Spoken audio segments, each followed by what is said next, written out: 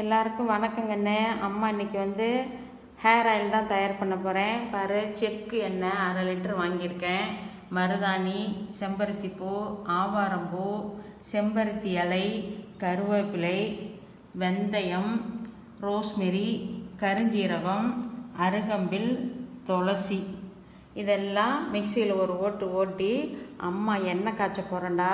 இது வந்து தலைக்கு ரொம்ப ஹேருக்கு நல்லது, பொடுகு தொல்லை இருக்காது, முடி நல்லா வளரும், நல்லா கூலிங்காக இருக்குண்டா. வீட்டிலே தயார் பண்ணிக்கலாம். 1 லிட்டரு 1000 ரூபான்னு விற்கிறாங்க கண்ணே. அதெல்லாம் வாங்குறீங்க. அம்மா எண்ணெய் காய்ச்சிட்டு உங்களுக்கு காமிக்கிறேன் பாருடா. நீங்களும் இந்த மாதிரி தயார் பண்ணுங்க கண்ணு. பாருங்கள், எல்லா பொருளையும் போட்டு எண்ணெயை காய்ச்சிட்டேன். இரும்பு வானலில் தான் காய்ச்சினேன். வடிகட்டி எடுத்து பாட்டிலில் ஊற்றி காட்டுறேன்டா. எண்ணெய் பார்த்திங்களா எப்படி கருப்பாக இருக்குன்னு பாருடா. எண்ணெயெல்லாம் வடிகட்டி இந்த சக்கையெல்லாம் எடுத்துட்டேன்.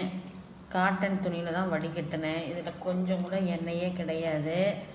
பாருங்கள், எண்ணெய் வந்து இப்படி தான் இருக்கும். கலர் கருப்பு கலராக இருக்கும்.